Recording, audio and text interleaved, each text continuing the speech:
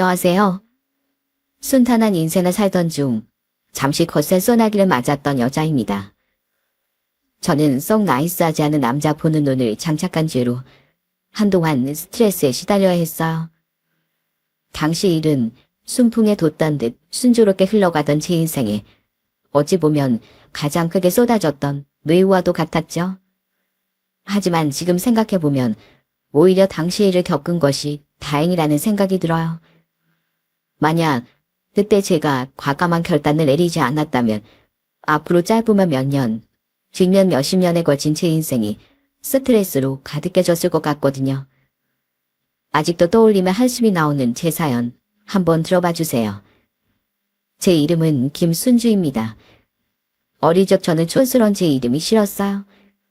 심지어 별명조차 촌스러워 친구들은 저를 순대, 숙주 등으로 불리며 놀렸죠.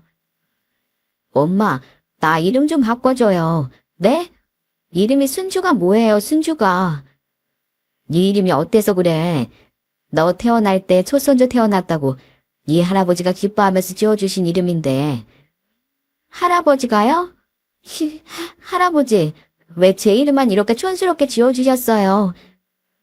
제 동생 이름은 예쁘게 정환이라고 지어주셨으면서. 그러다 제 이름을 함께 살던 할아버지 할머니 중 할아버지께서 지어주셨다는 말에 저는 입을 대빨 내밀고 할아버지께도 투정을 부렸습니다. 어릴 적부터 함께 살던 할아버지는 허허 웃으며 그런 저를 안곤 이렇게 말씀하셨죠. 들어봐라 순주야. 이 할애비랑 네 할머니는 참 힘든 인생을 살았어. 사실 우리 동년배들은 다 힘들게 살았지. 역사적으로 큰 사건도 다 겪고 그 와중에 친구들, 가족들도 많이 떠나보냈어. 이 할애빈 어른 되기 전에 이북에서 이 땅으로 건너왔었거든. 그때 떨어진 어머니랑 동생들이랑도 평생 생사를 모르고 살았단다. 아마 우리 어머니는 지금쯤 내 아버지처럼 돌아가셨을 테지. 그래서 순주야, 넌 이런 고생 풍파 아무것도 겪지 말고 그저 순탄하게만 살라는 의미로 네 이름을 지어준 거야. 순할순에 고을주자를 써서 순하게 흘러가는 고을이라는 게 네 이름 뜻이거든. 그런 마을엔 늘에 웃음 또한 가득한 법이지. 그러니까 순주야, 이 할애비가 널 얼마나 사랑해서 지어준 이름인지 이제 알겠지? 거기다가 순주, 네 얼마나 부르기도 쉽고 정각나는 이름이냐? 할머니는 그렇게 말하며 제 볼을 꼬집어주던 할아버지 옆에서 함께 웃으셨습니다. 아직 어린애한테 당신도 별소리를 다오 하면서 말이죠. 하지만 어리긴 해도 나름 10대였던 제 가슴엔 할아버지의 말씀이 어느 정도는 깊게 와닿았어요.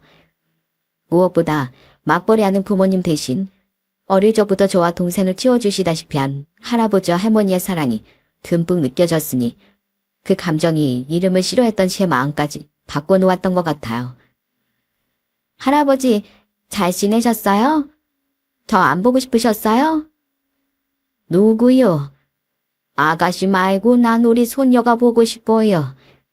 이건 비밀인데요. 우리 손녀 순주가 그랬다오. 자기는 엄마 아빠보다 내가 더 좋다고 말이요. 이건 내 생각인데 아마 우리 할망구보다 우리 순주는 날 더 좋아할걸요. 내가 우리 손주를 통틀어서 유일하게 손녀의 누리 순주를 너무 예뻐했으니까 말입니다. 우리 순주는 오늘 안 오나요? 쭉 우리와 함께 사셨던 할아버지는 제가 성인이 된 후 치매로 오랫동안 고생하셨어요. 결국 부모님은 날이 갈수록 몸까지 쇠약해지는 할아버지를 치료하고자 동생이 저보다 먼저 결혼한 다음에 치매 전문 요양병원으로 할아버지를 모시게 됐죠. 할아버지는 점차 가족 모두를 못 알아보게 되셨습니다.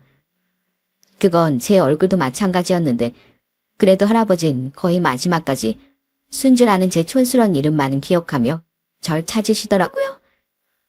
할머니는 눈앞에는 절 두고도 순주를 찾는 할아버지를 보며 물결이 목소리로 이렇게 말씀하시곤 했죠. 그렇게 너 어릴 적부터 유독 물고 빨고 하더니 끝내 이 영감 머릿속엔 너만 남았나 보다. 이름이 부르기가 쉬워서 이렇게도 오래 기억하는 거려나. 촌스럽고 부르기 쉬운 이름인 제 이름 순주. 그때만큼 제 이름이 순주라 다행한 적이 없었어요. 할아버진 자신이 지어준 제 이름을 아주 많이 불러주다 결국 제 나이 32살에 돌아가셨죠. 그런 할아버지를 잃은 상실감에 저는 몇 년간 연애는 생각조차 하지 않고 일에만 몰두하며 살았습니다. 또한 아무리 제가 잘한다고 한들 결국 어른들은 저보다 빨리 늙게 된다는 걸 절실히 깨달았어요. 때문에 일할 때가 아니면 부모님과 할아버지만큼 연로해진 할머니와 시간을 보내곤 했죠. 그리고 이제 슬슬 연애를 하고 싶다고 생각할 때쯤 2살 많은 한 남자를 만나게 됐습니다. 그 사람이 바로 제 평탄한 인생에 빛발센 소나기를 내려준 제 사연의 주인공이에요. 사연을 적기 편하게 지금부터 그 사람을 남자친구라고 칭할게요. 꽤 잘나가는 프리랜서 디자이너였던 전 누구나 이름만 들으면 알만한 대기업과도 일을 한 적이 있었습니다. 그리고 남자친구는 그때 일적으로 많이 마주치게 된 그 회사의 직원이었어요. 항상 옷도 머리도 깔끔하고 예의 바르고 상냥한 말투 때문에 남자친구는 호감이 가던 사람이었습니다. 그런 사람이 프로젝트가 전부 끝난 뒤 사적으로 데이트 신청을 했을 때 거절할 이유가 없었죠. 그리고 일 외적으로 만나보니 남자친구는 제 예상보다 훨씬 착한 사람이더라고요. 엄마, 어딨어? 엄마. 순주야, 잠깐만. 저기 저 꼬마애가 엄마를 잃어버렸나 봐. 가서 좀 도와줘야겠어. 아니요, 꼬마야? 엄마 찾아? 엄마 어디서 잃어버렸어? 한 번은 남자친구가 자취하던 동네 시장 근처에서 웬 꼬마아이가 울며 엄마를 찾고 있더군요. 그때 남자친구는 아이를 안고 돌아다니며 엄마를 찾아주다가 결국 파출소에 아이를 데리고 가 함께 엄마를 기다려주기까지 했죠. 민우야. 다행히 얼마 뒤 아이의 엄마가 파출소로 뛰어들어왔습니다. 그의 엄마는 정신없이 마트에서 장을 보다 애를 잃어버렸다더군요. 남자친구는 고맙다며 그 아주머니가 건네던 사례금을 일절 받지 않았어요. 오히려 같이 아이 엄마 찾아주느라 힘들었지 하며 그날 제게 맛있는 저녁까지 사주더라고요. 또 한 번은 이런 일도 있었습니다. 그날 우린 오붓하게 술을 한잔하기 위해 각자 차를 두고 지하철을 이용해 예약해둔 식당으로 향했어요. 그런데 출구를 나가던 도중 에스컬레이터가 없는 출구의 계단을 힘겹게 올라가고 있던 할머니 한 분을 보게 됐죠. 머리엔 무거운 보따리를 이고 계셨는데 그 모습이 너무 힘겨워 보여 저는 얼른 달려가려고 했습니다. 집에 계신 할머니가 생각나서요. 그런데 그런 저보다 먼저 남자친구가 달려가 할머니의 짐을 번쩍 들지 않겠어요? 아이고, 괜찮아요. 거기 반찬이 많이 들어있어서 무거워요. 아니에요, 할머니. 하나도 안 무거운데요. 그런데 어디 가세요? 댁에 가는 길이세요? 우리 아들이 혼자 사는데 매번 배달 음식만 시켜 먹는 것 같아 걱정돼서요. 이놈이 가라는 장가는 안 가고 시골 사는 애미를 이렇게 걱정만 시킵니다. 그래도 어쩌겠어요. 하나이는 자식이니 챙겨줘야죠. 아, 그러시구나. 시골에 계신 저희 어머니 생각나네요. 아드님 댁이 어디예요? 걸어서 5분이요? 제가 택시 태워드릴 테니까 택시 타고 가세요. 할머니가 됐다고 소살에 치시는데도 남자친구는 귀엽고 할머니를 택시에 태워들었습니다. 그리고는 딱 봐도 기본 요금밖에 안 나올 택시비보다 더 많은 돈을 지어드리며 꼭 돌아가실 때도 택시를 타고 가시라고 신신당부했죠. 보통 사람이 이렇게까지 하나 신기하기도 하고 대단하기도 하더군요. 그런 제 눈빛을 읽었는지 남자친구는 뒤통수를 긁적이며 이렇게 말했어요. 예전 그 애도 그렇고 지금 할머니도 그렇고 내가 조금만 희생하면 그 사람들에겐 큰 도움을 줄 수 있는 거잖아. 난 세상은 혼자 살아가는 게 절대 아니라고 생각해. 나도 언젠간 누군가에게 도움받을 일이 분명 있을 테니까 나도 사람들 이렇게나마 돕고 살고 싶어. 아까 할머니 같은 분들을 보면 우리 어머니 생각이 나기도 하고 모든 어른들은 이렇게 공경해드려야 한다고 생각해. 착한 데다 가족을 사랑하고 어른도 공경할 줄 아는 남자친구가 저는 참 좋았습니다. 그렇게 우린 연애 2년 만에 결혼을 약속하게 됐죠. 우린 제일 먼저 저희 집에 인사를 드리게 됐어요. 안녕하세요, 장인어른, 장모님, 그리고 할머님. 이 집의 든든한 사이가 될 이성애라고 합니다. 인사드리게 해주셔서 감사합니다. 허허, 아이 사람이 넉살이 참 좋구먼. 벌써부터 장인 장모라고 부르다니. 뭐, 우린 좋아. 근데 무슨 선물을 그렇게 두 손 가득 사왔나? 이건 그분들의 소고기랑 과일이고요. 이건 할머님들의 실크 스카프예요. 아니, 우리 어머니 선물까지 따로 사왔어? 네, 집안 최고 어른이신데 당연히 그래야죠. 저 할머님, 저 백화점에서 이 스카프 고르려고 순주한테 미리 할머님 사진도 보내달라고 해서 받았어요. 아직 얼굴이 소녀 같으셔서 이 분홍색이 잘 받으실 것 같더라고요. 어떠세요? 마음에 드세요? 아주 예뻐. 이제 아흔이 다 된 할망구한테 소녀라니. 말은 듣기 좋네 그려. 저희 부모님은 구처 반상을 차려놓곤 남자친구를 환영해 주셨습니다.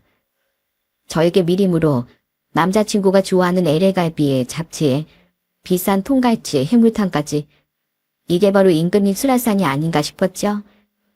그리고 그 음식들이 전혀 모자라 보이지 않게 남자친구는 저희 부모님과 할머님께 정말 싹싹하게 잘해줬어요. 특히 할머니는 남자친구가 사온 스카프를 둘러보며 얼굴을 붉히기도 하셨죠. 내 살면서 소녀 같다는 말을 또 들어볼 줄은 몰랐다며 정말 10대 소녀처럼 말입니다. 아무래도 연세가 있으시다 보니 할머니는 웬만한 일엔 큰 가문이 없으셨어요. 때문에 그런 할머니의 모습을 보니 저도 부모님도 남자친구에게 더더욱 고마웠던 거예요. 우리 손녀가 어릴 적부터 참 똑부러지고 착해. 이런 애 대체 누가 언제 데려갈라나. 내 얼마나 기다렸는지 몰라. 하늘에 있는 우리 영감도 지금 자네 봤으면 많이 좋아했을 게야. 우리 순주 꼭 좀 행복하게 만들어주게. 당연한 말씀을요. 그리고 할머니, 순주한테뿐만 아니라 앞으로 저 장인어른 장모님께도 할머니께도 정말 좋은 사이가 될게요. 아이고 고맙네. 어쩜 이리 말도 예쁘게 할꼬. 대리 효도를 시킬 생각은 없었지만 좋은 사람과 만나 결혼하는 것만으로도 효도할 수 있다는 말이 무슨 말인지 정말 알 것 같았습니다. 그랬기에 저 또한 그 다음 주에 찾아뵐 예비시댁에 정말 잘하고 싶었어요. 그리고 예비시댁에 인사를 하러 가기 전 남자친구는 예비시댁에 대해 간략히 이야기를 해주었죠. 사실 우리 어머니가 성격이 좀 드세셔. 읍내시장에서 야채값 100원 깎으려다가 몸싸움도 종종 하셨고 질 줄 몰라서 마을 분들도 어머니를 자주 피하셔. 주로 문제는 다 돈이었지.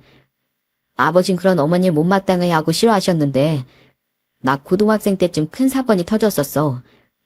그때 할아버지가 노안으로 돌아가셨는데 누가 무슨 말을 하기도 전에 어머니가 할아버지 유산 문제 들먹인 거야. 아버지가 장남이니까 당연히 반은 뚝 떼어받아야 하지 않겠냐면서 말이야. 할아버지 돌아가실 때까지 집에서 모셨던 건 서울 사는 작은 아버지였는데도 말이야.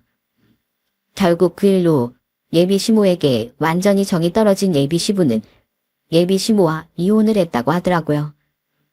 그 뒤 예비 시부는 예비 시모와 관련된 건 뭐든 질린다면서 남자친구와 두 여동생까지 모두 두고 다른 지방으로 떠나버렸다고 했죠. 그때 일이 나랑 동생들한테 꽤 상처였어. 그 뒤로 아버진 우리를 일절 만나지 않으셨거든. 거린 거지 뭐. 그 뒤로 어머니는 이혼할 때 아버지한테 받은 약간의 재산을 까먹으면서 물에 튀워주셨어. 한 번도 일해본 적이 없는 분이라 남 밑에서 일하는 건 좀 무서워하셨거든. 그래도 여자 혼자 몸으로 말 많은 동네에서 우리 삼남매를 키우느라 얼마나 고생하셨겠어. 그리고 난 말이야. 어머니가 돈돈거리며 사신 것도 다 우리랑 어떻게든 잘 살아보려고 하신 거라는 거. 아버지가 양육비 명목으로 할아버지께 받은 유산을 어머니께 조금 떼어주셔서 그나마 두 분 이혼 후에 우리가 먹고 살 수 있었던 거지. 원래 우리 집 형편이 많이 어려웠거든. 물론 어머니가 워낙 드센 분인 거 맞지만 그래도 아버지랑 다르게 끝까지 우리를 책임지고 키워주셨어. 내가 명문대 나와서 지금 이런 내누라 하는 대기업을 다닐 수 있었던 것도 다 어머니 덕분이야. 그러니까 만약 우리 어머니가 조금 유난스럽게 구시더라도 나 위해서 조금 이해하고 참아주라. 나쁜 분은 아니니까. 앞으로 내가 더 잘할게. 그 말을 듣고 예비 시댁에 인사 가기 전 어느 정도 마음의 준비는 했었습니다. 하지만 제 예상보다 훨씬 드센 분이면 앞으로 어쩌나 걱정을 했는데 남자친구는 그런 제 마음을 알고 이렇게 덧붙였어요. 우리 어머니가 편하지 않은 성격인 건 맞지만 어차피 1년에 명절 빼곤 뵐 일 별로 없을 거야. 서울에서 어머니 댁까지 차로 6시간이나 걸리는데 어떻게 자주 왔다 갔다 하겠어? 게다가 우리 어머니 혼자서도 즐길 거 다 즐기고 재미있게 사시는 분이라 결혼하면 어머니 전혀 신경 쓸 것 없이 우리 둘이서만 잘 살면 돼. 그리고 지금 어머니 집은 첫째 여동생도 같이 살고 있어. 걔가 결혼했다가 작년에 애 없이 이혼했거든. 그래서 몸도 마음도 좀 쉬고 싶다면서 그 집에 가 있는 거야. 아마 쭉 거기서 살 것도 같은데 그럼 오히려 내가 어머니 혼자 외로우실 걱정 덜 해도 되고 더 좋지 뭐. 들어보니 솔직히 썩 좋은 가정 환경은 아니었습니다. 하지만 어떤 집안이든 가정사에 있는 법이었고 만나기 전부터 색안경을 쓸 정도로 저는 편협한 사람도 아니었어요. 게다가 결혼 후엔 시댁 때문에 신경 쓸 일은 전혀 없을 거라는 남자친구의 말을 바보같이 전 곧이곧대로 믿었죠. 그때만 해도 저는 남자친구가 그 누구보다 정직하고 착한 사람인 줄 알았으니까요. 하지만 예비 시댁에 도착했을 때부터 저는 뭔가 일이 잘못됐음을 느꼈어요. 어서 와라. 손에 그건 뭐니? 아, 소고기야? 고맙구나. 그건 저기 두고 우선 앞치마에 꽈안지러무나. 앞치마요? 저는 제 자차로 6시간을 직접 운전해 시골에 있는 예비시댁에 내려갔습니다. 당시 남자친구의 차에 문제가 생겨 제 차를 끌고 가야 했는데 구태여 제 차 운전대를 맡길 필요는 없었으니까요.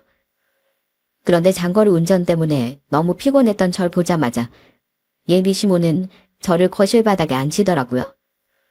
그 집엔 같이 산다던 예비 큰 시누이와 경기도에 산다던 예비 작은 시누이도 와 있었습니다. 황당했던 건 그곳에 김장배추가 쌓여 있었다는 거예요. 오늘이 김장하기로 한 날이었는데 아유, 너 인사 온다는 날하고 겹치는 걸 몰랐지 뭐니. 이미 배추는 날짜에 맞춰 배송시켜놨으니 어쩌겠어? 우린 이미 절인 배추로 김장 시작했으니까 너도 앉아서 얼른 도우려무나. 얼른 끝내고 맛있는 수육에 김치 먹자. 우와, 수육 맛있겠다. 얘 성회야, 옷 갈아입고 와. 저기 순주라고 했나? 아무리 가족들 사이라지만 처음은 남의 집에서 남의 옷으로 갈아입긴 좀 불편하지? 그냥 앞치마만 두르고 얼른 앉아. 순주야 앉아있어. 나 옷 갈아입고 올게. 이미 예비 시모와 두 시누인 거실 바닥에 앉아 김장속을 만들고 있더군요. 결혼 인사를 드리러 와서 제가 왜 대뜸 김장을 해야 하는지 전혀 모르겠더라고요. 세 사람은 저를 반갑게 맞이하긴커녕 인사를 하는 둥 마는 둥 하며 김장에만 몰두하고 있었어요. 그 와중에 남자친구는 뭐가 문제인지도 모르는 건지 옷을 갈아입으러 한 방으로 들어가지 않겠어요. 저는 황당해서 얼른 따라 들어가 따졌어요. 이게 지금 다 뭐야? 내가 인사 와서 왜 갑자기 김장을 해? 우리 부모님은 성애시 오자마자 진수성찬을 차려주셨는데 점심시간에 밥도 안 주고 대뜸 이게 뭐냐고. 아, 우리 휴게소에서 간단하게 간식 먹었다고 내가 전화드렸거든. 그래서 밥 안 차려놓으신 것 같아. 어차피 배도 안 고프잖아. 그냥 얼른 같이 김장하고 밥 먹자. 저녁을 수육해 주신다잖아. 지금 배가 고프고 안 고프고 문제가 아니잖아. 나 지금 첫인사 온 손님이야. 누가 손님한테 보자마자 일을 시켜. 그게 어머니가 아까 그러셨잖아. 날짜를 깜빡하셨다고. 그리고 순주 넌 손님이라기보단 예비 가족 아니야? 가족끼리 너무 각박하게 굴지 말자. 어? 정하기 싫으면 시늉만 해. 내가 네 몫까지 할게. 혹시 기분 벌써 상했어? 그런 거면 미안해. 근데 내가 말했었잖아. 우리 어머니 성격이 좀 드세고 유별나다고. 여기 와 있을 때만 좀 참아줘. 어? 어이가 없었습니다. 이 사람이 정말 제가 알던 그 사람이 맞나 싶을 정도로 남자친구는 보통 뭐가 문제인지 모르더라고요. 남자친구는 제가 정말 기분이 많이 상해 보이자 제 눈치를 살피며 안절부절 못했어요. 얼른 안 나오니? 아유, 힘들어 죽겠다. 얼른 하고 치우자. 그 와중에 거실에선 예비 신부가 저렇게 소리를 쳤습니다. 정말 그 순간 고민을 많이 했어요. 다 때려치우고 그냥 서울로 가버릴까 하고 말이죠. 하지만 제 머릿속에 자꾸 원래 착했던 남자친구의 모습과 저희 집에 들어가서 나올 때까지 계속 할머니의 손을 잡아주던 남자친구에 대한 고마움이 떠오르더라고요. 저는 한숨을 푹 쉬며 그래, 우선 참아보자 하는 마음으로 거실로 나갔습니다. 예. 속을 좀 꼼꼼히 넣어야지. 안 그럼 싱거워 예. 언니 김장 많이 안 해보셨나 봐요? 완전 어설퍼. 그치 엄마? 아니요. 부모님 식당 가서 김치 담그는 거 자주 도왔었는데 오늘은 옷이 좀 불편해서요. 신축성이 없는 정장이라서. 부모님이 식당 하시니? 아, 네. 저 어렸을 때부터 꽤 오래 하셨어요. 그래서 할아버지 할머니가 저랑 동생을 거의 키워주셨고요. 옛날부터 맞벌이 하셨으면 집안 사정이 힘들었던 모양이구나. 아무리 형편이 좋지 않았어도 나 버리고 간 그 양반도 나 맞벌이나 안 시켰었는데 게다가 다른 것도 아니고 식당이라니 요즘 음식 장사가 돈이나 되니? 거기다가 요즘 보기 드문 대가족이기까지. 아, 저희 집 형편은요. 됐다. 남의 집 형편 사정 그리 자세히 들어봐야 못하니. 그건 그렇고 앞으로 우리 집 올 땐 그런 불편한 옷 입고 오지 말거라. 며느리가 시댁에 오면 일할 생각을 해야지 예쁜 척하면서 점잠 빼고 있을 게 아니라. 특히 우리 같은 시골집엔 봄부터 겨울까지 할 일이 아주 태산이야. 뭐 이런 무례한 사람이 다 있나 싶더라고요. 첫인사 온 예비 며느리에게 김장을 시키질 않나. 미안해하긴커녕 벌써부터 시집살이 시키려고 하질 않나. 자기 할 말만 하고 제 말은 싹둑 잘라버리질 않나 말이죠. 황당해서 남자친구를 쳐다봤더니 남자친구는 자기 작은 여동생이랑 수다를 떠느라 우리의 대화는 듣지 못한 것 같았어요. 아, 차가. 어머, 미안해 언니. 눈엔 안 들어갔어요? 그 와중에 제 앞에 앉아있던 예비 큰 시누이가 제 얼굴에 양념을 팍 튀게 만들더군요. 그런데 뭔가 얼굴에 웃음기가 가득한 것이 도저히 실수가 아닌 것 같았어요. 예비 시누이는 손등으로 얼굴을 닦아내던 절 보며 사과 같지도 않은 사과를 하더라고요. 죄송해요. 아휴, 이놈의 고무장갑이 너무 커서요. 언니 옷에도 양념이 좀 튀었네요. 죄송해요. 제가 세탁비 드릴게요. 한 10,000원이면 되나? 딱 봐도 싸구려 같은데. 그러게, 왜 예비 시댁에 오는데 그런 베이지색 정장을 입고 왔대요? 다음에 몸빼 바지 입고 와요, 몸빼. 여기서 무슨 패션쇼 하나? 이거 백화점에서 100만 원 넘게 주고 산 비싼 정장이고요. 첫인사 드리는 날 누가 예의 없게 옷을 후주근하게 입고 와요. 그쪽은 예전에 결혼할 때 몸빼 바지 입고 인사 갔었나요? 아니 왜 갑자기 사람 아픈 상처 건드리고 그래요? 너무 무례하시네요. 처음 만난 사람한테 옷이 딱 봐도 싸구려라고 하질 않나. 패션쇼 하는 거냐면 면박 주질 않나. 지금 그쪽이 저한테 먼저 무례했던 것 같은데요. 이거 드라이 맡기고 비용 얼마 나왔는지 연락드릴게요. 다 안 지워지면 아예 옷을 배상해 주시고요. 제 말에 예비 큰 신우는 얼굴이 벌개졌습니다. 그제야 우리 대화를 들었는지 남자친구가 당황해하며 물수건과 세제를 가져와 제 옷을 닦아주더라고요. 오빠, 무슨 한 집안 며느리 될 사람이 이렇게 신이 될 사람을 무한 줘? 아, 나 너무 당황스러워서 원. 네가 먼저 잘못했는데 어디서 징징대? 저 승주야, 미안해. 그래도 다행히 많이 닦였다. 세탁비나 옷값은 나중에 내가 물어줄게. 제가 원래 좀 철이 없어. 야, 이상미, 너 얼른 새언니한테 제대로 사과해. 남자친구가 화를 내자 그제야 예비 큰 신우는 입을 삐죽대며 사과하더군요. 그 옆에서 예비 시모는 아이고 벌써부터 팔불출 나셨다 하며 비아냥댔죠. 내가 이러고 있는 거 보면 부모님과 할머니가 무슨 생각을 하실까 싶었습니다. 마음 같아선 그냥 자리를 박차고 나오고 싶었지만 저는 참으린을 머리에 꾹꾹 새겼어요. 솔직히 저도 무작정 우례를 당하고 있지만은 않기도 했고 그 이상 지나치게 감정을 표출하는 건 점잖지 못한 행동이라고 생각했으니까요. 그 자리는 꾹 참고 얘기를 해도 나중에 남자친구와 해야겠다고 생각한 거죠. 예, 아가. 나 수육 삶고 네 시누이들 김장한 거 정리할 동안 넌 냉장고에서 상추랑 깻잎 좀 꺼내 씻어줄래? 순주야, 거기 냉장고 보면 오른쪽에 아채실에 있을 거야. 우리 순주 쌈 싸먹는 거 좋아하는데 잘 됐다. 그치? 많이 많이 씻어 먹어. 드디어 그 짜증나는 김장을 끝냈다 싶었더니 이번엔 예비 시모가 쌈야채를 씻으라고 시키더군요. 제가 무슨 식모 면접을 간 것도 아니고 왜 자꾸 일을 시키나 싶고 인내심이 점점 바닥을 드러냈어요. 제가 쌈 싸먹는 걸 좋아하는 게 문제가 아니라 자꾸 인사 간 사람에게 일을 시켜대는 게 문제라는 걸 정말 모르는 건지 거실 바닥에 상을 펴던 남자친구는 해맑게 제게 야채 위치를 알려주더라고요. 그 와중에 두 예비 시누인 표정이 썩어 들어가는 절 보며 이러더라고요. 언니, 물로 3번씩 깨끗하게 헹궈주세요. 농약 남아있으면 안 되잖아요. 우린 원체 엄마가 호처럼 금이야 오기야 길러서 몸이 약해요. 물기 많은 것도 싫으니까 탈탈 잘 털어도 주시고요. 그럼 처음부터 무농약을 사시지 그러셨어요. 네, 탈탈 잘 털어드릴게요. 진짜? 차가워요. 저쪽에 대고 털어야죠. 죄송. 꽃샘물 준 거예요. 다들 분지 일하는데 멀뚱멀뚱 서 있기도 그렇고 슬슬 너무 배고파서 하기 싫다고 말하며 기운 빼고 싶지도 않았습니다.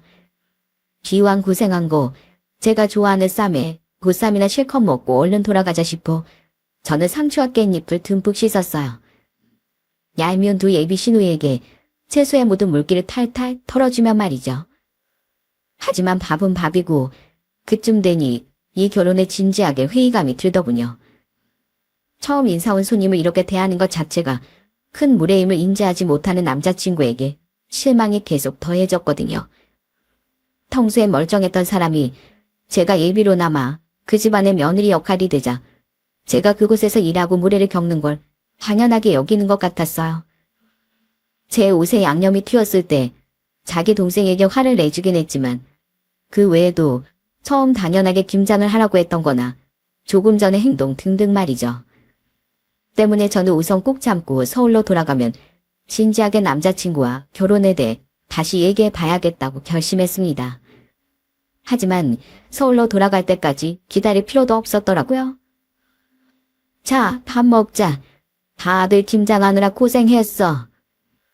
보쌈과 김장김치와 쌈채소, 흰밥과 소주가 끝이었던 그 상차림은 처음부터 제 기분을 박 상하게 했습니다. 임금님 수라상처럼 진수성찬을 준비해 남자친구를 맞아줬던 저희 집과 달리 그 밥상 위에선 어디에서도 저에 대한 존중과 환영을 찾아볼 수 없었으니까요. 남자친구도 뭔가 차이가 많이 난다고 생각했는지 자기 모친과 두 여동생에게 술을 따라주며 이러더라고요. 다들 고생하셨습니다. 순준은 이따 운전해야 돼서 못 먹지? 대신 내가 한잔 할게. 저기 우리 집은 원래 형편이 좋지 않아서 이렇게 먹어. 그래도 오늘 막 담근 김치에 수육까지 어머니가 많이 신경 써주신 거야. 원래 밥상은 마음이잖아. 왜? 밥상이 마음에 안 들어? 고기에 김치 있으면 호화상이지. 참 유난이구나. 우선 먹어봐. 먹어보면 맛있을 거야. 원래 노동 후에 먹는 밥이 꿀맛이잖니. 내가 그것까지 다 염두에 두고 너 일 시킨 거야. 너 쌈채소 좋아한다며? 많이 먹어라. 여기 김치도. 우리 애들은 고기 좋아하니까 고기 많이 먹이게. 네? 저도 고기 좋아하는데요. 얘 봐라. 얘. 넌 옛날 같았으면 시댁 식구들이랑 겸상도 못했어. 같은 상에 앉아서 밥 먹게 해주는 것만으로도 고마워해야지. 예비 시모는 남자친구의 말을 이어 비아냥댔습니다. 그리곤 제 앞에 상추와 깻잎만 밀어주고 고기가 담긴 그릇은 자기 자식들 앞으로만 치워버리더라고요. 어이가 없어서 그 모습을 바라보고 있는데 그러거나 말거나 예비 시모와 시누이들은 신나게 술을 마시고 김치와 고기를 먹기 바쁘더군요. 자기도 이건 아니라고 생각했는지 남자친구만 진담을 빼고 있었죠. 어머니, 왜 먹는 걸로 그러세요? 그리고 무슨 겸상을 못해요. 예전에 어머니도 할머니랑 할아버지랑 다 같이 같은 상에서 밥 주셨으면서. 순주야, 자, 해봐. 내가 대신 사과의 의미로 쌈 싸줄게. 안 먹을래. 고기 좋아하는 오빠나 실컷 먹어. 아이, 순주야. 내버려 둬라. 먹기 싫대잖니? 폰벌이도 많이 못할 것 같은 애가 밥 투정을 저렇게 해서야 어떡하니? 성애 너 결혼하면 식비부터 수억 들겠다. 야, 오빠. 미리미리 저언니 기간부터 잡아야겠는데? 안 그럼 대기업 직원 월급이고 뭐고 통장 자고 금방 바닥나겠어. 어머니, 진짜 왜 그러세요? 그리고 이상미, 이혜미 다들 좀 그만해. 왜 사람 불러다가 그렇게 무안을 주는 거야? 순주야, 신경 쓰지 말고 밥 먹어. 어? 내가 고기 여기로 옮겨다 줄게. 남자친구는 안절부절 못하며 제 밥그릇 위로 고기들을 옮겨다 주더군요. 하지만 이미 밥맛은 뚝 떨어지다 못해 안드로메다로 가버린 뒤였기에 저는 식탁만 멍하니 보고 있었어요. 참기 위해서가 아니라 도를 넘은 그들의 무례에 단전으로부터 뜨거운 화가 올라왔거든요. 그냥 자리에서 벌떡 일어나 버릴지 아니면 사자후라도 한번 질러줄지 그 선택의 기로에 서 있느라 잠시 제 생각이 다른 곳으로 가 있던 거죠. 그 와중에 예비 시댁 식구들은 여전히 부어라 마셔라 하고 있더군요. 그리고 이어진 술 취한 그들의 억지 꼬투리에 저는 후자를 택하고 말았습니다. 예, 사람 밥맛 떨어지게 왜 그러고 있니? 아까부터 보니까 애가 살갑지도 못해. 지 시누이 될 애한테 따박따박 무안이나 줘. 아주 하나부터 열까지 마음에 드는 구석이 하나도 없구나. 내 말이 엄마. 오빤 대체 어디서 저런 여자 데려왔대? 오빠 회사에 돈 잘 보고 참한 여자 어디 없었어? 무슨 돈벌이나 제대로 하는지 모르겠는 프리랜서 디자이너 같은 저런 여자 만났어? 요즘 개나 소나 프리랜서라고 하지. 사실상 불러주는 회사가 없으니까 갖다 붙이는 말이잖아. 오빠가 너무 아까워. 그래, 상미 말이 맞다. 게다가 집이 뭐? 식당을 하고 조부모님도 모시고 살아? 아유, 안 봐도 구질구질한 집안일 거야. 무려 대기업 다니는 너한테 가당키 난 집이니? 예, 너 학교 다닐 때 전교에서 몇 등이나 해봤니? 우리 아들은 맨날 1등하고 다녔어, 얘. 그러니까 이 청구석에서 명문대도 가고 손꼽히는 대기업에도 들어갔지.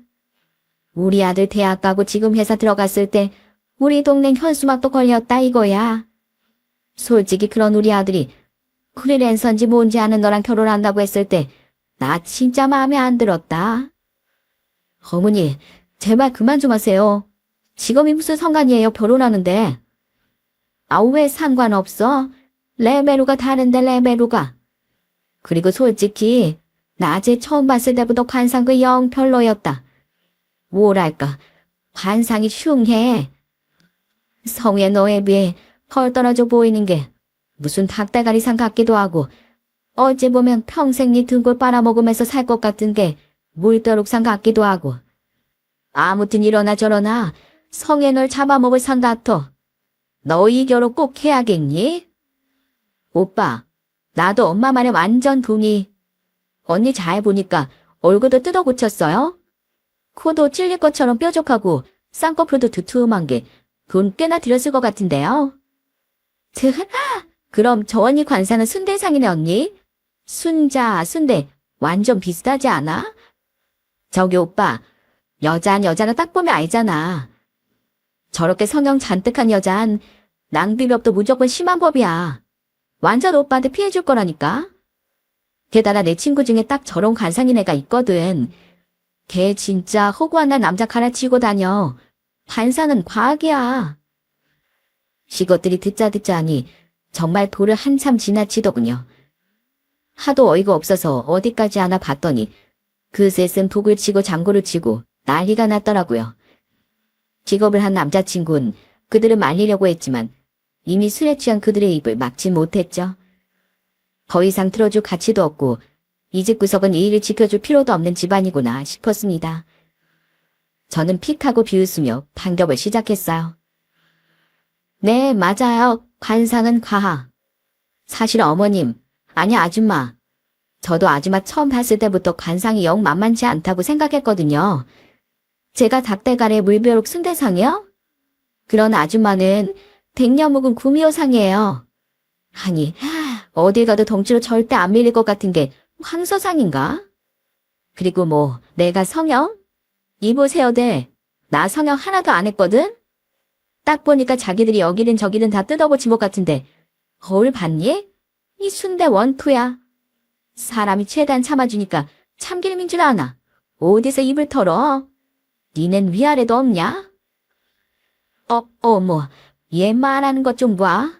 얘, 너 어디서 지금 어른한테? 어른이면 어른답게 행동했어야죠. 제가 오늘 여기 도착하면서부터 참으리는 몇 번이나 새겼는지 아세요? 나 어디 가서 말빨은 절대 안 지는 사람인데 어디 외모 지적 좀 더 해줘요? 가는 말이 고와야 오는 말도 고운 거죠. 사람 대놓고 괴롭히려고 부른 것도 아니고 이게 무슨 무례입니까? 야, 거기 니들은 입 열지 마. 나 이제 참을성 다닥났거든? 또 입 열어서 헛소리하면 상추랑 깻잎 200장치 입에 쑤셔 넣어버린다. 제가 다다다 소리 지르자 세 사람은 입을 떡 벌렸습니다. 그 와중에 남자친구의 큰동생이 뭐라고 하려는 것 같기에 얼른 쏘아줬더니 세 사람 다 입을 합하고 다물더라고요. 그래도 자기가 어른인데 기죽기는 싫었는지 예비 시모는 기어코 한마디를 덧붙였어요. 저 구여우 봐라, 구여우. 얘 성애야. 너 쟤랑 당장 파혼해라. 뭐 저런 애가 다 있니? 전 아까부터 아줌마 아들이랑 파혼할 생각이었거든요. 어디 이런 수준 낮은 집안에서 우리 집안에 엉겨붙으려고. 그리고 뭐? 프리랜서가 어쩌고 저쩌요? 내가 진짜 기가 막혀서. 나요. 학교 다닐 때 공부도 잘했고 나도 손에 꼽히는 대학 나와서 큰 회사에서도 일했었어요. 그러다 프리랜서로 일하는 게 훨씬 벌이가 좋고 하고 싶은 것도 할 수 있겠다 싶어서 나온 거고요. 나 아줌마 아들보다 딱 2배는 더 벌거든요. 그리고 우리 집이 구질구질? 지나가던 닭대가리가 없겠네. 식당 하면 가난할 거라는 생각 자체가 진짜 우스운 거 알죠? 우리 부모님 서울에서 큰 고급 갈비집 운영하고 계시고요. 집에 돈도 많네요. 우리 아빠가 제 동생 때처럼 결혼할 때 2억이나 보태준다 하신 건 아나 몰라. 내가 눈이 삐었지 눈이 삐었어. 자기 가족이 저러는데도 자기 아내 될 사람 제대로 감싸주지도 못한 저런 놈이랑 결혼하겠다고 이 난리를 쳤다니. 내가 남자 번호는 삐었던 벌 여기 와서 제대로 맞네요. 야, 니네들 엄마 대신 니네가 대신 맞아라. 그리고 이성애 씨, 우린 지금부터 남남이야. 알았어? 파혼이라고. 저는 냅다 파혼 선언을 하며 눈앞에 있던 상추와 깻잎을 두 예비 신우에게 던져버렸습니다. 그래도 어른이라고 차마 예비 시모의 면전엔 못 던진 대신 말이죠. 저는 그대로 일어나 저를 붙잡으려던 남자친구를 밀어버리고 나왔어요. 그리고는 얼른 차에 올라타 냅다 시동을 걸어 서울로 출발했습니다. 순주야, 순주야. 신발도 신지 않고 달려나온 그놈은 허겁지겁 제 차 뒤를 따라다니더군요. 그러거나 말거나 저는 얼른 집으로 들어가 씻고 쉬고 싶다고만 생각했죠. 2년간의 정이 그 하루 만에 뚝 떨어져 버린 거예요. 왜 자꾸 전화해? 하온이라고. 내 말 못 알아들어? 그런데 고속도로를 달리던 와중 남자친구에게서 계속 부재중 전화가 걸려왔습니다. 결국 운전에도 방해가 되고 한 번은 전화를 받아 제대로 정리해야겠다 싶었어요. 저는 휴게소에 잠시 차를 세운 뒤 또다시 걸려온 남자친구의 전화를 받았죠. 그때까진 그래도 남자친구에 대해선 아직 큰 악감정은 없었어요. 하지만 그 통화 한 통으로 인해 저는 그놈에 대한 남은 잔정이 완전히 떨어져 버렸습니다. 순주야, 우선 흥분 좀 가라앉혀. 어? 그리고 아무리 화가 났어도 그렇지. 그렇게 그냥 가버리면 어떡해. 그럼 내가 그걸 왜 더 참고 있었어야 하는데? 그리고 성혜 씨 가족들이 나한테 하는 행동 못 봤어? 상황이 그 지경이 되기 전에 성혜 씨가 먼저 낙 끌고 그 집에서 나왔어야지. 그러긴커녕 성혜 씨 가족이 처음 인사난 나한테 제대로 된 인사도 없이 부려먹는 걸 당연하게 보고만 있어? 난 성혜 씨 가족한테도 화가 났지만 결혼하면 절대 제대로 내 편이 안 되어줄 것 같은 성혜 씨한테도 실망한 거야. 아니, 원래 며느린 그런 거잖아. 시댁에 오면 집안일도 하고 원래 시댁 식구들은 시집살이도 시키는 거 아니야? 그래도 난 순주 너 위해준답시고 편도 들고 가족들한테 화도 내줬잖아. 그리고 우리 가족 원래 이 정도까지 몰상식한 사람들 아니야. 내가 대체 왜 그랬냐고 캐물으니까 어머니가 그러시더라고. 사실 내가 어머니랑 두 여동생 카드값이며 생활비 다 대주고 있었거든. 상미는 바람 피워서 이혼당한 거라 가진 돈이 별로 없고 혜미는 몇 년째 백수라서 벌이가 없어. 근데 순주 네가 돈 잘 못 버는 줄 알고 너랑 결혼하면 자기들한테 돈 안 줄까 봐 널 쫓아내려고 그런 거래. 근데 마지막에 네가 나보다 돈도 잘 번다고 하고 집도 잘 산다고 하니까 다들 지금 후회 중이야.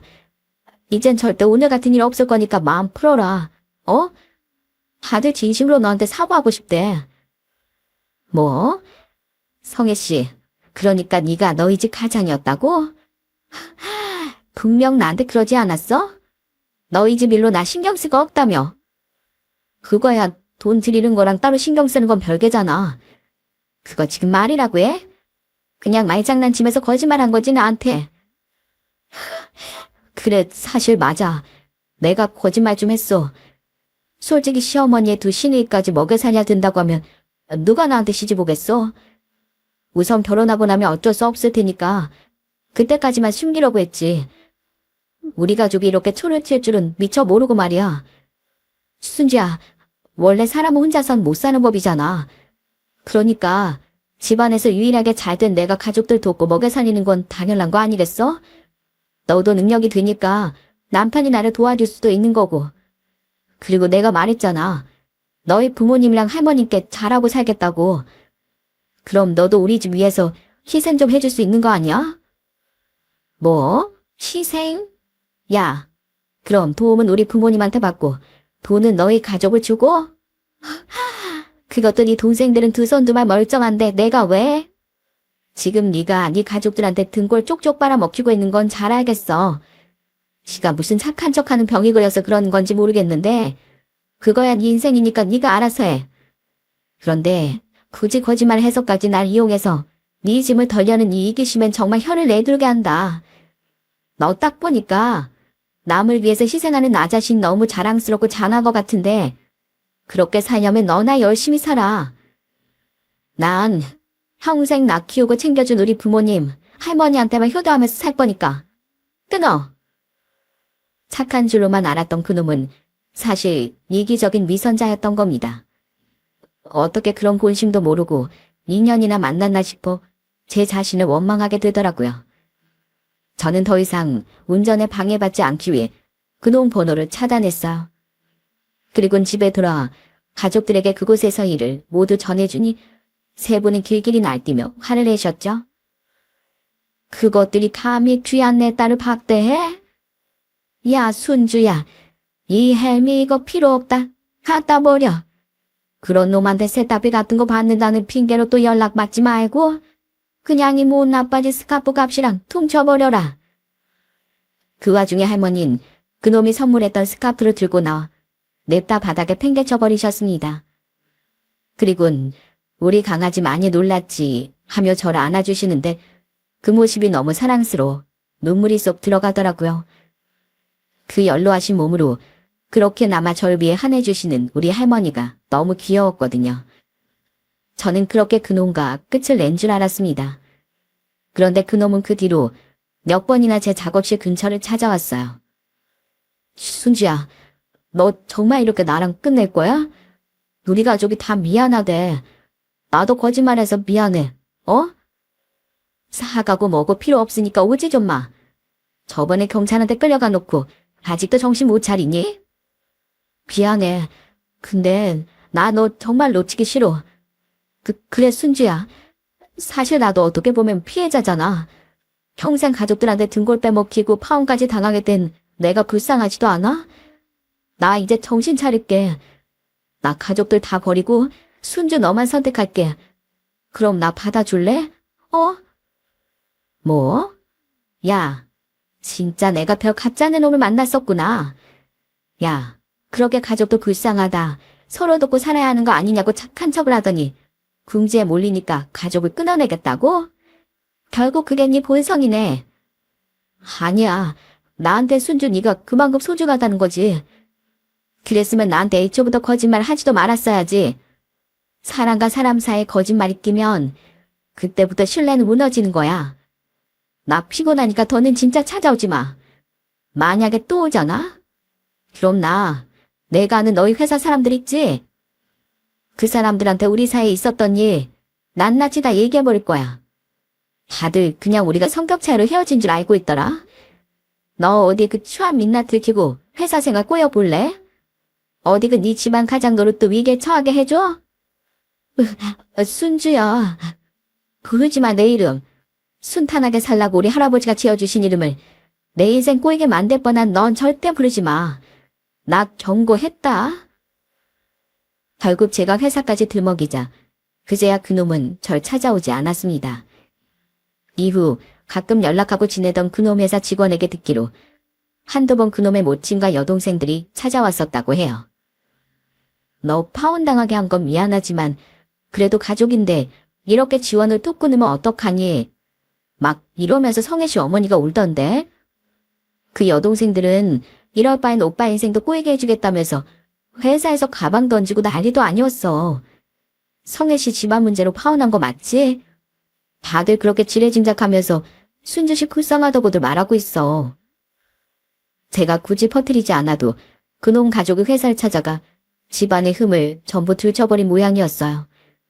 저는 굳이 더 말을 보태지 않고 그냥 웃어넘기며 전화를 끊었죠.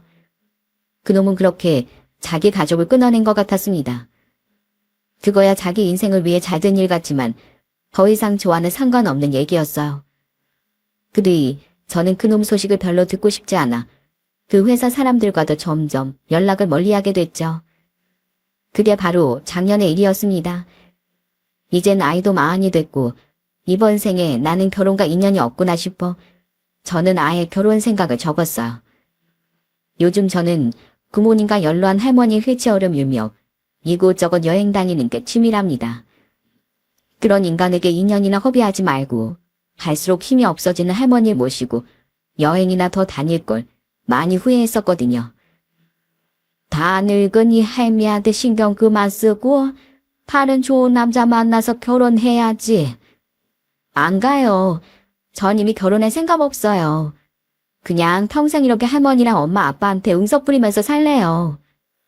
이거사, 네 할아버지가 네 이름 지어줄 때 우리 인생이 순탄하게 흘러가라 해서 순주로 지어준 건데 네가 이 나이까지 결혼 안 한 거 보면 얼마나 속상하겠냐.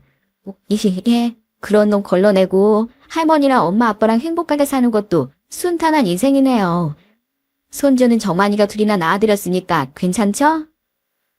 할머니와 부모님은 결혼 생각을 저번 잘 걱정하며 잔소리를 하곤 하셨어요. 그래도 지금은 슬슬 포기하고 저를 이해해주고 계시죠.